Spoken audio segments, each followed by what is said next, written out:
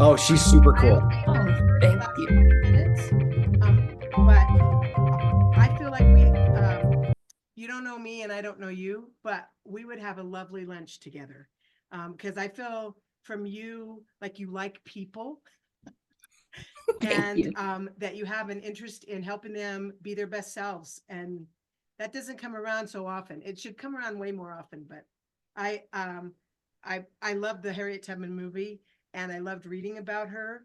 But the whole thing about I'm just doing this while Brigham's doing his thing, but her sister didn't want to be saved because she didn't know she was a slave. That wasn't just for her sister, but I didn't even think about that.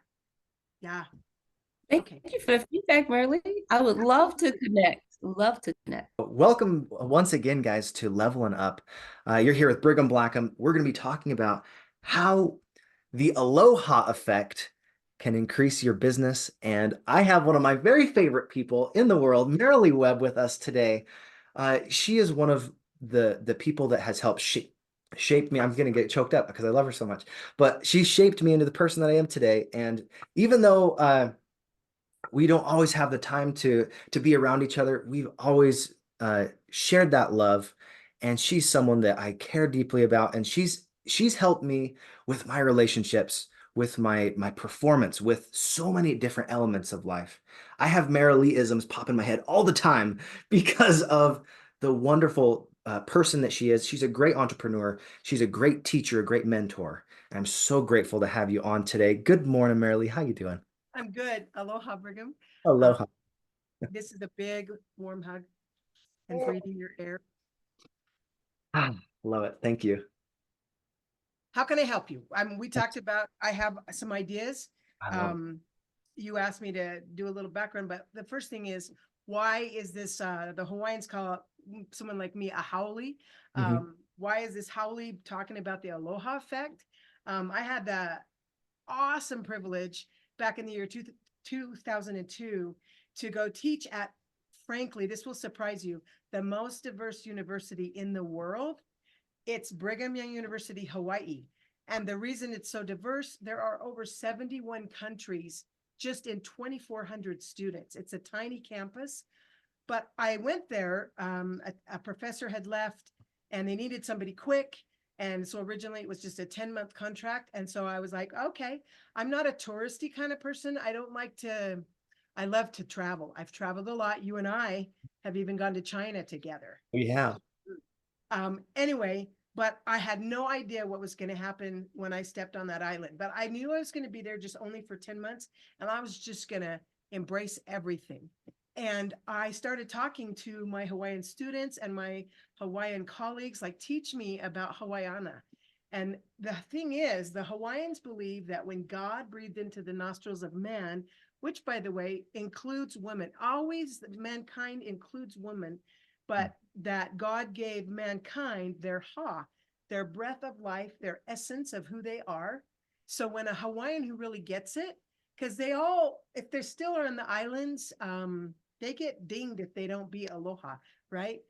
Sometimes when they move here on the mainland, they forget, which is a little sad. But anyways, when a Hawaiian says to you aloha, they always put a little emphasis on the ha part.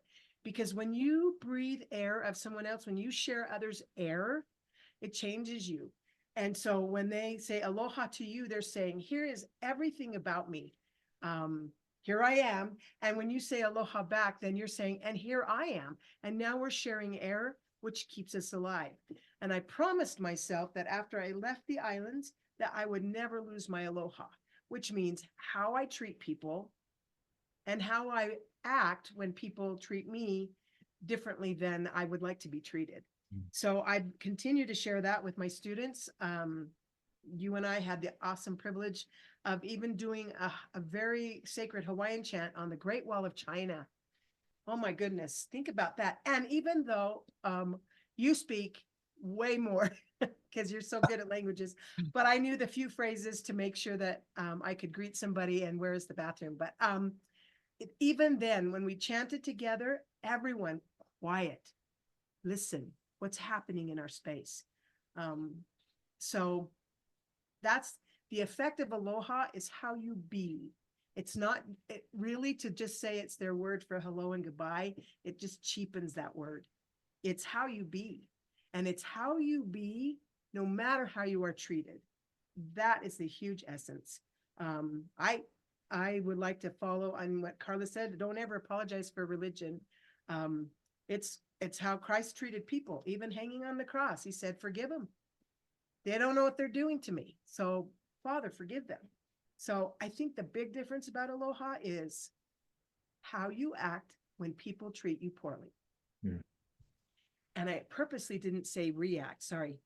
I said act, because a reaction is not thought provoked, and it's based on emotion and previous experience. So, Yeah.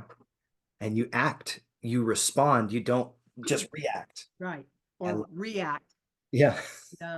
I've just noticed, especially as a teacher, I have a different situation now. I'm teaching in a homeschool setting, which is fascinating because so the parents are just so involved because they're taking on the education of their whole children's education. But I've just noticed outside of that people are just getting more, they don't care. I'm just going to act how I feel, and nobody's responsible anymore for their actions, and it's scary. Yeah. So, Marilee, so that everyone can have a little bit more of your background, tell us a little bit about how you started your own business, because I know you did a business on the side while you were teaching, and I think it's such a great business because it actually aligns perfectly with what I think is your genius zone, what we were talking about earlier. Tell us a little bit about your business and your experience. So all my life I have been entrepreneurial. Like, I had my own piano studio when I was 16. I've always liked to make my own money. I taught babies how to swim, so I paid for my own college. Literally, I graduated with my bachelor's and master's with no debt, college debt. I have some debt now, but because I like cars. Anyway, but I've always liked to work for myself. But I also like to teach. And so I have always, I've taught in public school, I've taught at university level, all of that, but I've always had business. So the reason, so I was thinking about how did it all get started. I'm going to do a little story that I don't know if you ever heard, but it will help you understand why. And then I'll just talk about the businesses. But when I was 5 years old, I was raised, at that time we were in Pleasant Hill, California. And every day in the summer, I would go to a swimming pool for the community swimming pool. And apparently, and I did not know this, I was on a swimming team. I just knew that my coach, he was probably 16, I don't know, but I just knew he was beautiful to me. And he would say, Marilee, swim over there. And I'd be like, okay. So I just swim over there. And he taught me how to dive. Apparently I was pretty good at it. Because I knew that if I didn't push off and go really far, I would hurt my tummy because belly flop. Swim over there, swim over there. And then they started talking about swim meet. So I'm like, ooh, swim meet. What is a swim meet? But I didn't know. And one day they came and brought us all the same swimsuits for the girls, and then same swimsuits for the boys. I was like, wow. So woohoo, I went home and I tried my little swimsuit on, and it was a little tight under my arms. So my mom slid out and put in some extra fabric. I mean, took some time on my little swimsuit. Now it's the day of the swim meet, which I still don't know what it is. So we go to the pool that I've been going to the whole summer, and all of a sudden now everything's different. So there's tons of cars in the parking lot where only before just the kids of the hour, right? So I noticed that. And then I could hear guns going off. What is happening? And then I walk into the pool area, and there are flags, colored flags, hanging over what I didn't know were lanes, because I just knew swim over there. But now flags and people cheering, and big kids are swimming, and guns, pew, pew. And then I was standing there with my parents, and I remember this, and I went, I don't want to swim. So my dad, the way he showed his love is like this. Come on, Marilee. And he's like, of course you're going to swim. And I said, I'm not going to swim. And my mom, Marilee, do you love this? You got a new swimming suit? Nope, nope, nope. And then they called the coach over, who I loved. And he's like, Marilee, apparently I was the best swimmer on the team. Like, I could help them win, but I didn't know that. I just knew swim over there. And he kneels down. Come on, Marilee, we need you to swim. And I was like, nope, nope. Because Brigham, I was afraid. Like, why are guns going on? Yeah. I had never been told to start to swim with a gun. I just was like, they'd go. And then anyways. So I stood there holding my parents' hands, and I did not swim. Mm. You thought I was going to swim, right? But I didn't swim. So I watched my friends, who's apparently our team, and they jumped in the pool and they had a great time. And here's the thing that's a little cool about me. That is when I determined as a 5-year-old that I would not let fear determine my choices. Mm. Never again was I going to not do something because I was afraid. And so since then, I'm a yes. I have actually accepted some job. Have you ever conducted an orchestra? Yes. So I'm now admitting that I have lied, because when I said I had conducted an orchestra, I had not. But how do you get experience without experience? Unless it's illegal or immoral, or you could die. Try yes. How come no tends to be? And I have recognized now in all my years of teaching, I am 64 years old. So I've been teaching people since I'm 16. Hmm. So many, and especially adults, they don't do stuff because they're afraid. Things that they don't even know that they probably would love. There are so many people who do jobs that they hate because they're afraid that the one that's going to give them joy is not practical. Yeah. And I find it fascinating because you work it out when you do the things that give you joy. So anyway, I have always been a yes. I do want to put a little caveat on that. I am a very prayerful person. So I for the last several years, I asked God, is this what you want me to do? And usually it's a yes. And when it's a no, I generally find out why later. Not always, but so that's the one caveat. So here's what happened. I am in my second year of teaching. I'm not going to say the name of the school because I had a funky experience with my principal. I'm in my second year of teaching, and my little men's chorus. I'm teaching choir. I had a little men's chorus. They're little boys, but they're 7th and 8th graders, and they were invited to sing at the MENC National Conference, which is Music Educators National Conference in Fresno, which is where I spent the rest of my growing up years, because they were so good sounding. They weren't as good as the Vienna Boys Choir, obviously, but they were very good. They loved to sing. So because I was from there, we could have housed those boys. I had friends. We could have housed and fed them. And basically it would have just been a bus ride to Fresno and back, which was a not a big, like less than $100. So I went into my principal and I said, we have this opportunity. And he actually said these words to me: Marilee, I don't want you to do anything. I just want you to babysit those kids. He actually said, babysit those kids. And I realized, first of all, I'm not making enough if you're having me babysit them, because even if I was making $1 an hour per kid, you make way more money babysitting than teaching school in public. So at that moment, I decided I was going to do my master's degree. I finished the semester. And as a gift for my students, I thought, what can I do that will help them just remember Miss Webb? So I went into the recording studio and I made it back in those days. So this was in 1985 when Minus Tracks karaoke was huge in Japan, because that's where it started, but not big here so much. And I actually recorded instruments and hired some people, and I made some tracks for my students for their final concert. So they sang to bigger orchestral things instead of just me playing the piano. And my roommate's mom, this is the yes part, was sitting in the concert. And afterwards, she came up to me and said, where did you get the music you were singing to? And I said, I made it. And how did you do that? So we had this conversation. And she said, at the time, she was a director for a group called Sunshine Generation, which was a national children's performance group. And at that time, they were using dance music, which is great if you're just dancing. But when you're singing, sometimes the music was too high or too low, too fast or too slow. Rhyme didn't matter, but that's And so she said, I would like you to meet the national director to see if you can work something out.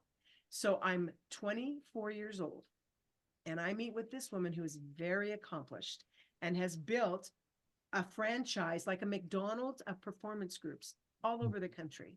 Wow. And we're meeting and she's talking. Now, remember, I've only been in the studio once, but my college degree was very deep diving. I learned how to arrange and I knew lots of things about how to create music. And so we worked out a deal and I told her that I would only do this if I had a national contract, like that it would be exclusive. And I'm so glad that I had the foresight to say exclusive, like I'm the only one that's going to, if I do this, I'm going to be the only one. And she said, well, we got to go for a year to see if it really works. And then I will give you that exclusive. And it turned out to be one of the greatest experiences of my life because I hired people like Kurt Bester to come and play trumpet on these little kids' tunes. But I spent so much time in the studio, which now got to the other thing of my businesses. But in doing that, I was making a buttload. And P.S. buttload is not a swear word. It's actually in the dictionary. It means it's an amount of liquid. And I think it's 26 gallons. But so I was making a buttload of money as a person under 30 creating music because I said yes. And remember, I didn't have a lot of recording experience, but what I do is, man, I learn everything I can. And I am wolfing down information and calling people, what do I need? From there, when I was leaving Brigham Young, BYU Hawaii, I got a letter from the owner of the piano method that I learned on when I was 5. And she had taken it over after the man's name was C.W. Reed. It's called Reading Keyboard Music. Mm-hmm. She had taken over and helped make sure that after he passed that none of his stuff, it's the fastest, for real, most efficient way I can have ever seen to teach learning how to actually read music, piano music. Most people don't really read it. They listen and then practice, listen and fake it. But I got this letter from this lady and she said, I'm going to retire. I would like to sell the business to you because I feel like you care. And I said, yes. So I own the copyrights of the method that I learned on when I was 5. I own all of that. So that business is called Reading Keyboard Music. Its website is readingkeyboardmusic.com. And I just want to make sure that if everyone who would like to play the piano really knows how to read music. And so I made a DVD course for folks who couldn't get a piano teacher because in the mainland, there's piano teachers everywhere. But I was teaching kids from Kiribati, an island I never heard of, but it's spelled Kiribati, but it's pronounced Kiribati. I wanted to make sure everybody, like the fireman in New York, who's always wanted to play the piano, but he doesn't want anybody to make fun of him, right? So I pictured him popping in a DVD and taking piano lessons while everyone is sleeping and learning how to actually read. And then the last one, my other business is called Choral Rehearsal Tracks. So I'm a choral director. And I hate pounding parts. Singers, as a general rule, do not read music very well, if at all. Instrumentalists read because they have so many different parts. They have to know how to read what they're supposed to play and to what notes, what to push on their instrument or both. But singers just have to open their mouth and figure their pitches out. Mm-hmm. So back in the year 2000, one of my friends, Alice Mutter, hand in my heart for Alice Mutter, who passed away some years ago, called me up and said, we have been using rehearsal tracks for all states choirs, and we feel like we can do better, and we'd like to offer you this opportunity. And so I was like, yes. And because I'd been in the studio so much, because I'm a singer, I gathered specific friends who actually come in and sing, and we have them sing the parts for the singers. And then I created a way that others don't do, where the voice part, like if you're singing bass, it's in your left ear and everybody else is in your right ear. We use live singers, and if anything's in a different language, I usually have a native speaker pronounce the words. But choral rehearsal tracks so that people all over the world can learn songs faster. So those are the two businesses that I'm doing. I just wanted to look. Do you want to say something? I talked a long time. No, you're good. I love hearing your your background and your stories because what my experience with you is as a choir director for Raging Red, which was Talk about Raging Red. I absolutely love Raging Red. This is a huge part of my development as a human being, not just as a performer. I mean, it did absolutely help me as a performer. I feel like that was like 10% of the value I got. 90% was as a human being taking the time to sit down and figure out what we actually want to do with our life. That was probably the most impactful course that I took at Dixie State was Raging Red for real because it was relationships. It was making sure that the transitions of life that we were going through had meaning and I knew when to do things and when not to do things. And then it helped me cut out some things that I felt like I was not focused in. So here's an experience that I'll share about Marilee and myself. My first semester after I got into school at Dixie State, I was taking 21 credit hours, and Woo! it was a lot. I was a great learner. Here's the thing, I still am a great learner. Lifelong learner, love it. But the thing is, 12 credit hours is full-time student, and I was also doing a play at the time, and I was in cheerleading, and I was in this show choir. So my schedule, I had like 20 hours of stuff I was doing every day, and you get burned out pretty quick. And I remember specifically, Marilee took me to the side one time during that first semester, and she's like, "All right, so I know you enjoy cheerleading. You're very good at it. Like you do a lot of tumbling and stuff. However, is that going to help you uh, live into who you want to be?" Because I almost didn't go to China because of an opportunity to be part of this cheerleading squad. And I thought about it. I was like, well, I love languages. I much rather go to China than I would to football games. And I realized that sometimes just because we're good at something doesn't mean we need to keep holding on to it and keep doing it. And I actually said my second semester I wasn't going to do cheerleading because I wanted to focus on my performing arts and on my on the things that I felt like I was excellent at, not just good at. And that was a huge difference for me. And that literally changed the way that I went about my college career, saying no to some things so I could say yes to the things I really wanted. That was You huge. and I want to be clear. I think cheerleading is great. It Yeah. changes the games, because players are in focused on their thing, but the I call it an audience, what the crowd, okay, Mm. such a performing geek, but the crowd needs a connection, like a liaison between what's happening, not always, but sometimes, and the cheerleaders do that. So when I approached you, it wasn't like cheerleading is stupid. It was like, that's it. What's the level of what is really going to make you you? Because I know that it was very hard for them when you left. Yeah. And I didn't intend that you would leave. I just wanted you to think about why. And folks, you should know that Brigham is a brilliant performer.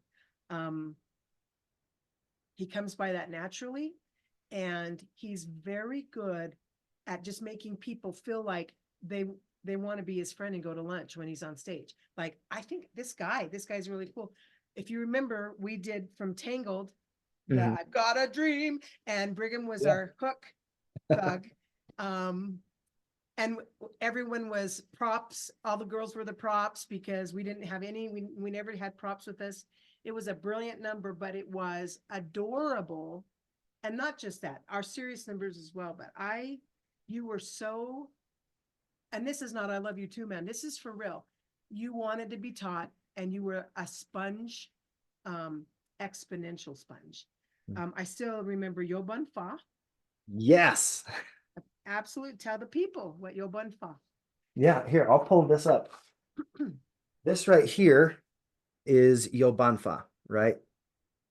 It's from Moroni 7, uh, verse 33 says, and And Christ has said, if ye all have faith in me, ye shall have power to do whatsoever thing is expedient in me. And it's this idea that if we have faith in Christ, whatever he asks us to do, we have the power, the ability, the way to accomplish that. And it would And be foolish for him to ask you to do something and give you no power to do that. yeah, And the reason it became so expedient in China, I don't know how many of you have been to China. It's beautiful. The people are lovely. And there's communism there. We learned that only 3% of the Chinese are communists. They're just living their lives. But it was very hard because the Communist Party did this roadblock at every turn, and we would make arrangements for performance venues, and then we get there and it's the size of a postage stamp, and they're like, is this not good enough for you? And we just made everything work. And that's the Yobanfa was like, we make this work because our job was to go and make a connection with the people. And we did it through singing and dancing. But the bottom line, and this is how I feel about all teachers, whether you're a math teacher or you're a football coach, is to make connections, because it's all about the connections with the people. And that's why the ha from the aloha meant such a big deal to me. Like when I understood that, that just made me, it's like it opened up a portion of my brain and my heart. Like, I get it. It's really about connecting. We came here to connect. I even do it when I'm going to the grocery store and I'm walking past people. It's still, and I'm not being Pollyanna. My friends accuse me of Pollyanna. Pollyanna to me is actually a compliment. People think you can't always be that happy all the time, but I am. I have a lot of crap. I wanted to say a deeper word, but I don't want you to be offended, not you personally, but by a word that I say that doesn't mean anything except it's deeper. Mhm. I've had a lot of crap in my life. I've had people try to remove me from jobs. I've had people gathering students to destroy my career. Okay. We can still, as I'm walking by somebody in the grocery store, I'm like, hey, I hope they're having a good day. When the checker is checking me out, I'm like, I look at them like, thank you for doing this. And sometimes I feel impressed to say, how you doing today? Like for real, instead of usually when people walk by each other, they're, how are you? And they say, fine. They're really saying just hello. They don't really want to know how you are. I wanted to share a couple of other things. Mhm. My mom always taught me that you can get more flies with honey than you can with vinegar, which is just another way of saying, I'm surprised about how many people in leadership positions, like teachers, anybody that's in charge. If you're in charge of someone else's time, you're a leader. I'm so surprised about how people in leadership positions often act the way they feel. Mm. You don't get to, just because you're tired or you've had a bad day, it doesn't mean you lose your decorum. Your job is to hold it all together. And then when you're done, you go someplace else and do what you need to do to clear all that out of you.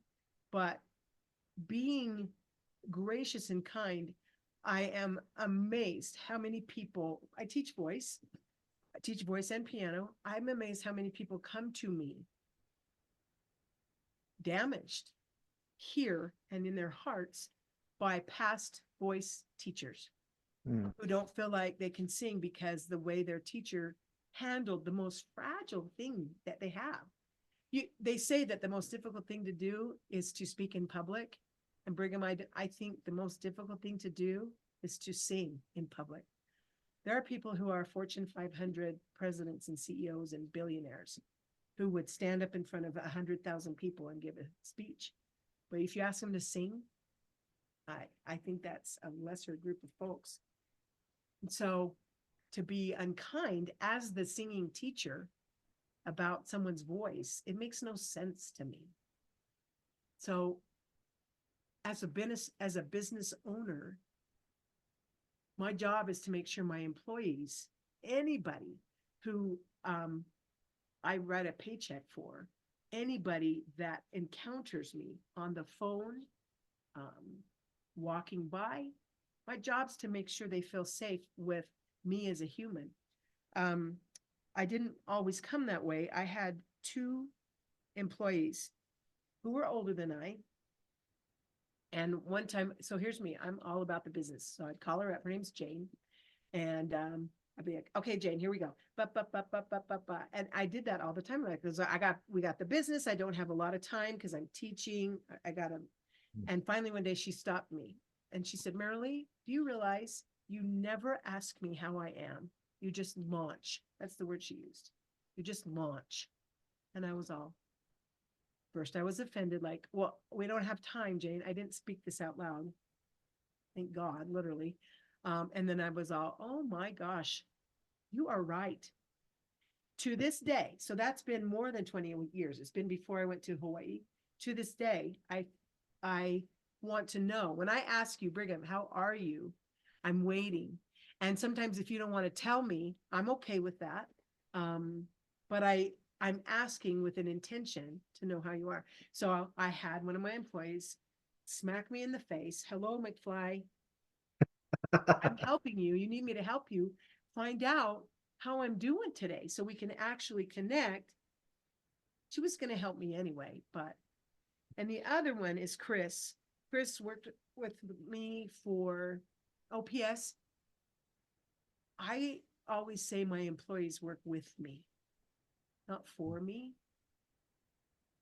And I think that difference between for and with changes the whole feel of everybody, because especially in businesses that are bigger, the people who are dealing with the public in the business, and they need to know how important they are and how much power they have, because it's always weird to me that you're at Walmart and you buying something large, because it can happen, and they have to call someone who's not been with you, checking you out, to come over, the manager, to go click, okay. Why don't the people who are checking, why don't they get I mean, they're the ones dealing with thousands of dollars a day. Why do they have to have someone come over? And in that moment, when they bring somebody else, it makes you feel like, well, this person, they don't have any authority. Yeah. So Chris worked with me through thick and thin, and we had a lot of thin years. There was some weird things going on when my company at that time was called Sunshine Audio Incorporated. So I had my corporation started when I was 24 years old. And she was very good with numbers. She was very good at making sure that every bill was paid. In fact, I handed over my personal finances because I don't care about them. I mean, I want to pay everyone, but I've never checks. You don't know what checks are. You used to write things on paper and that was our money.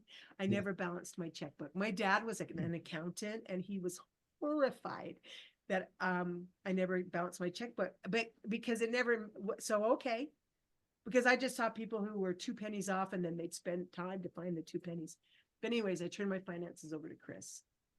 And I found out later that she was, when we were in the thin times, I didn't know how thin it was, but she was holding checks, her own checks, because she knew there wasn't money to cash her check. And when I was in Hawaii, she kept the business running back on the mainland, and I would call her up and give her some assignments. After I found out how she was, it was after the Jane, how are you? And then I never kind of recognized what I was asking her to do. You know, on paper, do this is 2 words, do this. But the actuality of making that happen. And finally, one day she called me up. She called me and she was teary. And she said, you don't know what I do for you. And it occurred to me you would want to know. So I'm embarrassed, but I'm going to tell you what I do for you that you don't know. Brigham, oh my gosh. I was mortified. And then on top of that, I'm holding my checks. I had no idea that the person working with me was keeping the business floating while I was off teaching the world. Those two things, yeah. To me, I paid my employees well because I believe in the economy of God. He has all money, all of it. And if you treat your people that are helping you make you do this happen, man, they all of my employees, nobody ever quit. I had a couple gals who worked with me for more than 20 years. Yeah. Yeah. Hmm. If you're a business owner, you need to be part of the team and very aware of all the members on the team and realize they work with you, not for you. Because if the team goes away or if the team is an ass to a customer, you wouldn't even know. And I would tell my gals that work with me, like, even if the customer is like an idiot, you give them their money back, because that $30 purchase is not worth any of our feelings of what is being dumped on us, and it Mhm. comes back 100-fold. Yeah. You know, earlier in what you were saying, it comes down to the connections that we make with people, how we treat them, why we treat them, and even that distinction of, hey, you work for me to you work with me, alongside me. That's a huge distinction. My word for this year, I think it's interesting. I had one of my business coaches say, hey, choose a word for this year. My word is guanxi, which in Mandarin means relationships and connections. And the second word shi in that is actually system. It's a system of relationships, a system of communication, a system of treating other people. And I remember there was this moment when we were in China where we got full-fledged what communism felt like, Yeah. because we were in this theater, right? And we were in this national theater. It was beautiful. And because of the communist government, they were not on their AC day. They could not have their AC turned on, which we in America have no idea what that's like, because I'd never experienced that.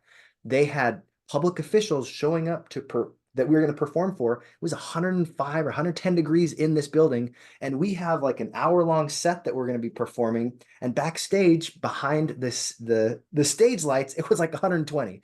We bring in all these water bottles, and we're just like, every time we're off stage, we're just like, oh my gosh. And we're running back on, but we're performing great. And then backstage, just toweling off this crazy amount of sweat. And I remember how gracious and kind we were to the officials. We didn't make them feel bad that this was their normal. And it was such a unique experience, being able to put forth as much energy and effort and the very best that we could as far as our performance under very challenging circumstances. And of all the performances, that was one of those that just was burned into my memory, not just because it was so hot, but because of the way we still treated every single person in the audience. We did this number, which I loved about the way that Marilee taught us. We would go and we'd connect with people. We'd bring them on stage during this number. And that Comedy Tonight number, we had an elected official, and he had all these goofy hats on, and oh my gosh, it's so funny. But at the same moment, we made that guanxi, we made that connection, that relationship. And you could see the massive shift in the audience from the beginning, where it's like, oh, it's so uncomfortable, it's hot, to the end when everybody went through that experience. All of us were hot. It wasn't like only the performers. Every single person in there was like drenching in sweat. So funny. But I'm so glad you brought that up. And I want to tell the audience that when Brigham is talking about the sweat, so usually when you sweat, you see it in the armpits, and then like the guys on their chest or in their back. Their costume, their outfits, they just wore long sleeve shirt and pants, completely changed color. There was not one dry part. And I remember when we got there, it was so hot, and Philip, our awesome Chinese friend, who yes. took us everywhere, I said, can you ask them to turn on the air? And he's like, okay. So he goes and he comes back. He's like, today's not the day. It's like, what do you mean today's not the day? It's done by day. If you remember, they can only drive if their license plate ends in a certain number, that's the day they drive. And if it's not, do not drive that day. But the quote that someone gave me when I was in Hawaii, Renee, which was this, is adversity does not build character. It reveals it. Mm. I'm going to say that one more time, because the more you think about it, adversity doesn't build character. It reveals it. It doesn't show us, it doesn't make us be like, we're going to hunker down. Adversity actually shows what we're made of. Mhm. And you find yourself in adversity going, oh, I'm not as resilient as I thought. Because we didn't have a choice. We were either going to be, you either get to be happy and sweaty or sad and sweaty. You were still going to be sweaty. We were happy and we had a blast. And it's a funny story to talk about. One other thing about that story, one thing we always do in Raging Red, we would teach the kids from the town we were going to, you know, as many as we could, dance. And then we would put them in the show with us, again, making a connection. The students, the Raging Red students, would teach the dance. So I asked the stage manager through Philip, okay, where can we teach the dance? Can we do it outside? Nope. Why is that? Well, first of all, they had, remember, I don't know if you knew this, they had chain linked the doors shut. There was only one door that you could open, and that was the main door. Every other door to the building was chain linked, locked, because that's how they control where people come in and out. And the stage manager said, if you go outside, I will get fired, because that is a gathering of people and that can't happen in the public. They don't want people to gather. With that, I was able to talk with the stage manager through Philip, and Philip was also very good. He said, these people have been here. We've done this before. They're just going to teach a dance. It literally is 20 minutes. We can hide in a place. And Philip was able to talk to them. So we still got to teach the dance, but because of the way we massaged that situation instead of, blah. Yeah. Yeah. And it was about listening. It was about being receptive to what their actual concerns were, because she didn't want to lose her job over, you know, a 20-minute gathering. That didn't make sense. But being able to diffuse that situation before it became a thing. One of the other Merrilee-isms, if you will, that that pops into my head is sometimes we go through some really difficult challenges, and those challenges are actual things. And then sometimes you go through challenges and you're like, oh, that's actually not a thing. And I love that there's this time where we all sat down and you're like, all right, guys, sometimes life hits you and it's really hard, and this is a thing. Like maybe you have a loved one pass away, or you have something that's really challenging, and that's a thing. And other times, maybe your meal falls on the ground. It's not a thing. And don't treat something that's not a thing as a thing. And I would love to hear your take on that again, and maybe a little bit more of the wisdoms that you've experienced as a teacher to be able to have those real heart-to-heart moments. Because I remember those almost as much as I remember learning all of the songs and the dances. So this is just the world is full of performers and directors, and everybody has their way and they work. For me, oftentimes performers perform in such a way that they are saying, look at me, look what I have worked on. I've worked very hard. Look what I have done. And then we clap for them, because for real, yay for you. You are brilliant. And, you know, people would be like, I'd love to learn to play the piano. And real pianists go, no, you wouldn't, because you didn't. And I did. So the focus is there. But I think through my whole life as a teacher and a director, both in community theater and professional theater and school theater, it's about not look at me, but I want to share with you what I can do, because your job as the audience is as important as my job as the performer.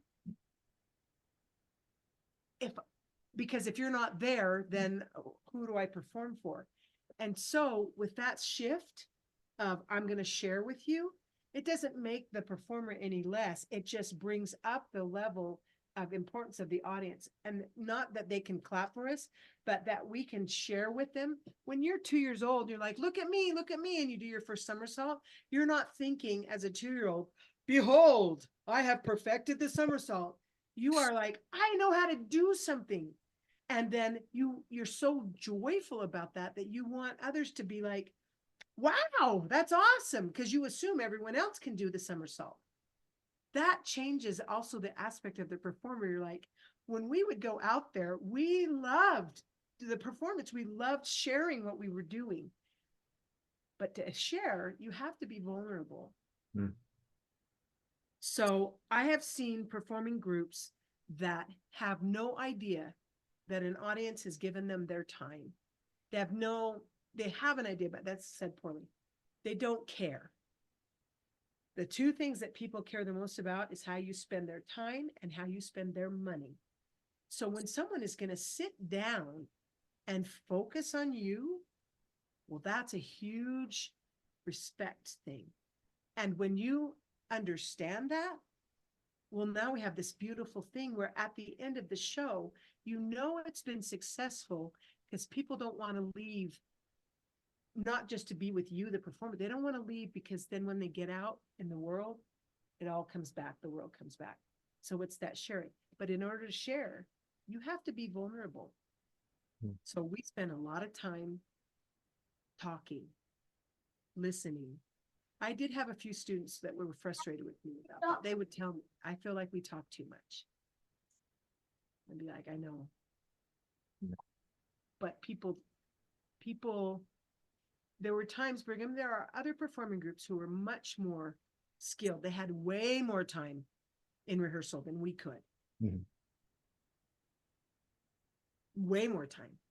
So we didn't have as much rehearsal time. Dixie was a smaller school. We didn't get to draw on thousands of people from all over the country. And we didn't have a huge budget. So those three things were kind of strikes against us. So I knew that. But regardless, even if I had the biggest budget and a million people auditioning and tons of time, we would still sit down and we talk about what we're doing and why and who we're doing it for and what's happening today. You don't feel good. How can I rehearse you if your girlfriend left you today? Yeah, that was a thing. That would be a thing. And how can we, so let's spend some time and acknowledge it and see if we can still rehearse some things to help you through it. And it's not about getting into people's business. It's about understanding and recognizing their humanity so that they could let other people also have their humanity. You know, I had a good friend of mine share this with me as a professional actor. I heard this and I was like, that just resonates with me. It's give a gift to the audience. This may be the first time and maybe the last time they ever see this performance.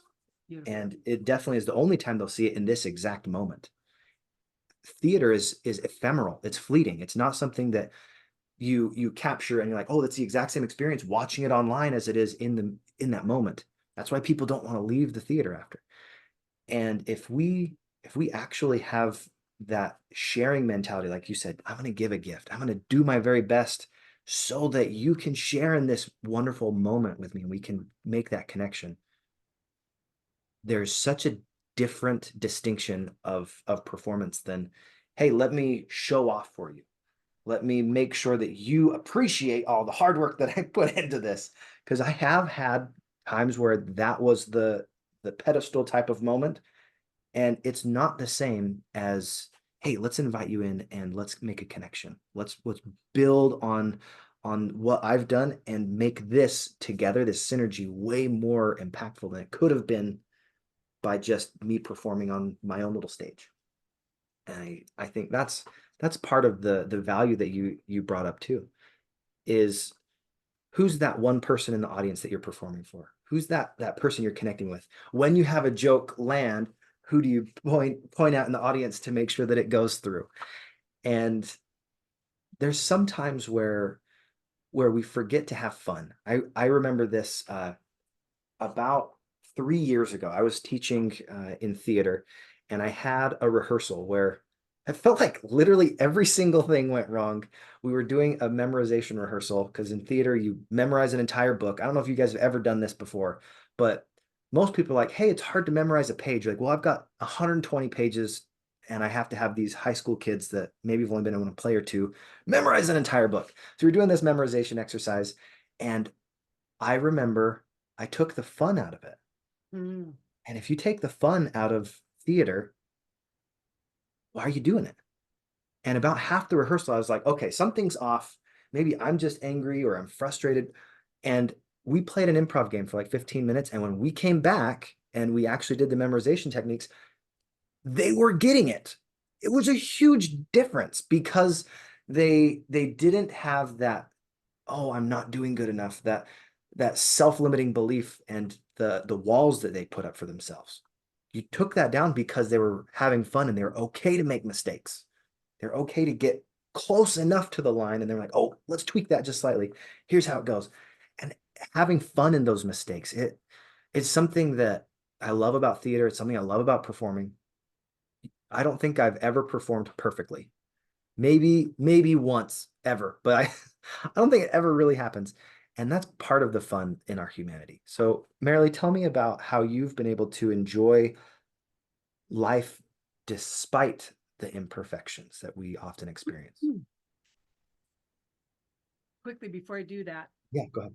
um, I would say to Raging Red, the students in the performance group, find the person who was you at that age. If we were performing for seventh graders, find the seventh grader who was you. Notice them. And it didn't always happen, but when it did, when they would go out and teach and that them seventh grade self would be in front of them, they'd be like, oh my gosh. And I would talk to them about, help them know, you don't have to say this, but they're going to be okay because you're okay. That makes a huge difference. Tell me your question again. I apologize. When when life is imperfect, when your performances aren't perfect, but you're still having fun, how has that appeared in your life and your business? And you're like, hey, I'm going to work through this despite imperfection, despite it not being 100% perfect. Yeah. Sometimes, honestly, it takes a good night's sleep.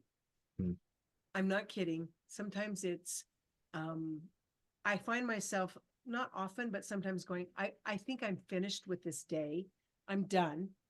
And it might be 7 p.m. And it'd be like, I'm going to go to sleep, not usually at 7, but whenever I can. And I'm going to wake up because I will feel different.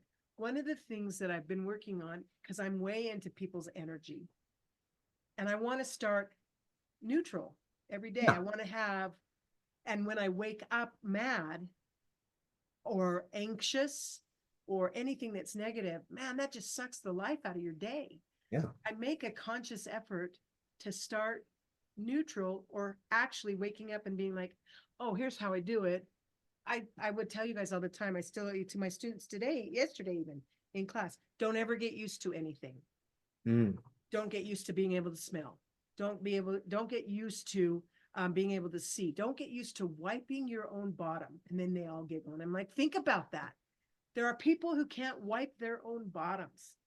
And that changes the bad stuff to be like, wow, look at all the things I can do. I have a friend, he's 30 years old. He's a twin.